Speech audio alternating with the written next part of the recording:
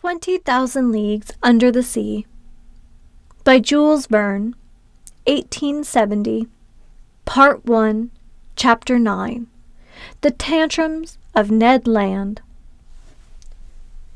I have no idea how long this slumber lasted, but it must have been a good while, since we were completely over our exhaustion. I was the first one to wake up. My companions weren't yet stirring, and still lay in their corners like inanimate objects. I had barely gotten up from my passably hard mattress, when I felt my mind clear, my brain go on the alert. So I began a careful re-examination of our cell. Nothing had changed in its interior arrangements. The prison was still a prison, and its prisoners still prisoners. But taking advantage of our slumber, the steward had cleared the table. Consequently, nothing indicated any forthcoming improvement in our situation, and I seriously wondered if we were doomed to spend the rest of our lives in this cage. This prospect seemed increasingly painful to me because, even though my brain was clear of its obsessions from the night before, I was feeling an odd short-winded in my chest. It was becoming hard for me to breathe. The heavy air was no longer sufficient for the full play of my lungs. Although our cell was large, we obviously had used up most of the oxygen it contained. In essence, over an hour's time, a single human being consumes all the oxygen found in 100 liters of air, at which point that air has become charged with a nearly equal amount of carbon dioxide and is no longer fit for breathing. So it was now urgent to renew the air in our prison, and no doubt the air in this whole underwater boat as well. Here a question popped into my head. How did the commander of this aquatic residence go about it? Did he obtain air using chemical methods, releasing the oxygen contained in potassium chloride by heating it, meanwhile absorbing the carbon dioxide with potassium hydroxide? If so, he would have to keep up some kind of relationship with the shore to come by the materials needed for such an operation. Did he simply limit himself to storing the air in high-pressure tanks, then dispense it accordingly to his crew's needs? Perhaps. Or proceeding in a more convenient, more economical, and consequently more probable fashion, was he satisfied with merely returning to breathe at the surface of the water like a cetacean, renewing his oxygen supply every 24 hours? In any event, whatever his method was, it seemed prudent to me that he use this method without delay. In fact, I had already resorted to speeding up my inhalations in order to extract from the cell what little oxygen it contained, when suddenly I was refreshed by a current of clean air, scented with a salty aroma. It had to be a sea breeze, life-giving and charged with iodine. I opened my mouth wide, and my lungs glutted themselves on fresh particles. At the same time, I felt a swaying, a rolling of moderate magnitude, but definitely noticeable. This boat, this sheet iron monster, had obviously just risen to the surface of the ocean, there to breathe in good whale fashion, so the ship's mode of ventilation was finally established.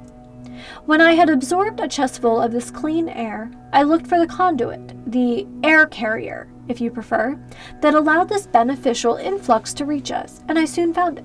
Above the door opened an air vent that let in a fresh current of oxygen, renewing the thin air in our cell. I had gone to this point in my observations when Ned and Conseil woke up almost simultaneously under the influence of this reviving air purification. They rubbed their eyes, stretched their arms, and sprang to their feet. "Did master sleep well?" Conseil asked me, with his perennial good manners.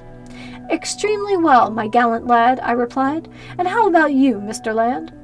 "Like a log, Professor. But I must be imagining things, because it seems like I'm breathing in a sea breeze." A seaman couldn't be wrong on this topic, and I told the Canadian what had gone on while he slept. "Good," he said. "That explains perfectly all that bellowing we heard when our so-called narwhal lay in sight of the Abraham Lincoln." "Perfectly, Mr. Land. It was catching its breath. Only I've no idea what time it is, Professor Aronnax, unless maybe it's dinner time." "Dinner time, my fine harpooner? I'd say at least breakfast time, because we've certainly woken up to a new day." "Which indicates," Conseil replied, "that we've spent 24 hours in slumber." "That's my assessment," I replied. "I won't argue with you," Ned Land answered. "But dinner or breakfast, that steward will be plenty welcome when he brings the one or the other." "The one and the other," Conseil said. "Well put," the Canadian replied. "We deserve 2 meals, and speaking for myself, I'll do justice to them both." "All right, Ned. Let's wait and see," I replied. "It's clear that these strangers don't intend to let us die of hunger. Otherwise, last evening's dinner wouldn't make any sense." "Unless they're fattening us up," Ned shot back. "I object," I reply. "We have not fallen into the hands of cannibals." "Just because they don't make a habit of it," the Canadian replied in all seriousness, "doesn't mean they don't indulge from time to time. Who knows? Maybe these people have gone without fresh meat for a long time, and in that case, 3 healthy, well-built specimens like the professor, his manservant, and me—" "Get rid of those ideas, Mr. Land," I answered the harpooner. "And above all, don't let them lead you to flare up against our hopes, which would only make our situation worse." "Anyhow," the harpooner said, "I'm as hungry as all Hades, and dinner or breakfast, not one puny meal has arrived." "Mr. Land," I answered, "we have to adapt to the schedule on board, and I imagine our stomachs are running ahead of the chief cook's dinner bell." "Well then, we'll adjust our stomachs to the chief's timetable," Conseil replied serenely. "There you go again, Conseil, my friend," the impatient Canadian shot back. "You never allow yourself any displays of bile or attacks of nerves. You are everlastingly calm. You'd say your after-meal grace, even if you didn't get any food for your before-meal blessing, and you'd starve to death rather than complain." "What good would it do?" Conseil asked. "Complaining doesn't have to do good. It just feels good, and if these pirates, I say pirates out of consideration for the professor's feelings since he doesn't want us to call them cannibals, if these pirates think they're going to smother me in this cage without hearing what cuss words spice up my outburst, they've got another thing coming. Look here, Professor Aronnax, speak frankly. How long do you figure they'll keep us in this iron box?" "To tell the truth, friend Land, I know little more about it than you do." "But in a nutshell, what do you suppose is going on?" "My supposition is that sheer chance has made us privy to an important secret. Now then, if the crew of this underwater boat have a personal interest in keeping that secret, and if their personal interest is more important than the lives of 3 men, I believe that our very existence is in jeopardy. But if such is not the case, then at the first available opportunity, this monster that has swallowed us will return us to the world inhabited by our own kind. Unless they recruit us to serve on the crew," Conseil said, "and keep us here." "Till the moment," Ned Land answered, "when some frigates that's faster or smarter than the Abraham Lincoln captures this den of buccaneers, then hangs us all by the neck from the tip of a mainmast yardarm." "Well thought out, Mr. Land," I replied. "But as yet, I don't believe we've tendered any enlistment officers. Consequently, it's pointless to argue about what tactics we should pursue in such a case. I repeat, let's wait, let's be guided by events, and let's do nothing, since right now, there's nothing we can do." "On the contrary, Professor," the harpooner replied, not waiting to give in, "there's something we can do." "Oh, and what, Mr. Land?" "Break out of here!" Breaking out of a prison on shore is difficult enough, but with an underwater prison, it strikes me as completely unworkable. "Come now, Ned, my friend," Conseil asked, "how would you answer Master's objection? I refuse to believe that an American is at the end of his tether." Visibly baffled, the harpooner said nothing. Under the conditions in which fate has left us, it was absolutely impossible to escape. But a Canadian's wit is half French, and Mr. Ned Land made this clear in his reply. "So, Professor Aronnax," he went on after thinking for a few minutes, "you haven't figured out what people do when they can't escape from prison?" "No, my friend." "Easy, they fix things so that they stay there." "Of course," Conseil put it. "Since we're deep in the ocean, being inside this boat is vastly preferable to being above it or below it." "But we fix things by kicking out all the jailers, guards, and wardens," Ned Land added. "What's this, Ned?" I asked. "You'd seriously consider taking over this craft?" "Very seriously," the Canadian replied. "It's impossible." "And why is that, sir? Some promising opportunity might come up, and I don't see what could stop us from taking advantage of it. If there are only about 20 men on board this machine, I don't think they can stave off 2 Frenchmen and a Canadian." It seemed wiser to accept the harpooner's proposition than to debate it. Accordingly, I was content to reply, "Let such circumstances come, Mr. Land, and we'll see. But until then, I beg you to control your impatience. We need to act shrewdly, and your flare-ups won't give rise to any promising opportunities. So swear to me you'll accept our situation without throwing a tantrum over it." "I give you my word, Professor," Ned Land replied in an unenthusiastic tone.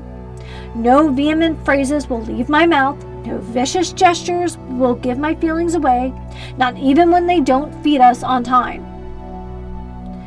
"I have your word, Ned," I answered the Canadian. Then our conversation petered out, and each of us withdrew into his own thoughts.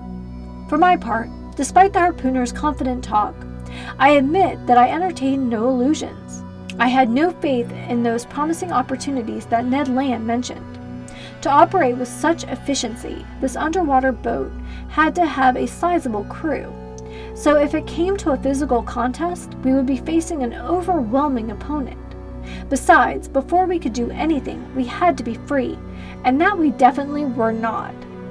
I didn't see any way out of this sheet iron, hermetically sealed cell. And if the strange commander of this boat did have a secret to keep, which seemed rather likely, he would never give us freedom of movement aboard his vessel. Now then, would he resort to violence in order to be rid of us, or would he drop us off one day on some remote coast? There lay the unknown. All these hypotheses seemed extremely plausible to me, and to hope for freedom through the use of force, you had to be a harpooner. I realized, moreover, that Ned Land's brooding was getting him madder by the minute. Little by little, I heard those aforesaid cuss words welling up in the depths of his gullet, and I saw his movements turn threatening again. He stood up, pacing in circles like a wild beast in a cage, striking the walls with his foot and fist.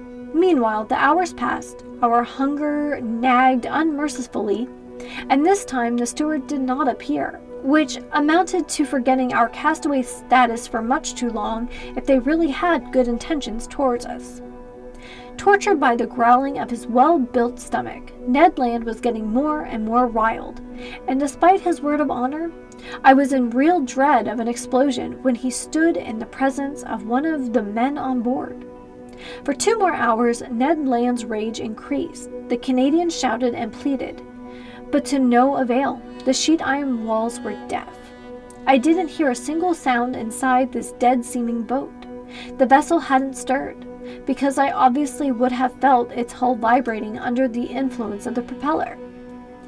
It had undoubtedly sunk into the watery deep and no longer belonged to the outside world. All this dismal silence was terrifying. As for our neglect, our isolation in the depths of this cell, I was afraid to guess at how long it might last. Little by little, hopes I had entertained after our interview with the ship's commander were fading away. The gentleness of the man's gaze, the generosity expressed in his facial features, the nobility of his bearing, all vanished from my memory.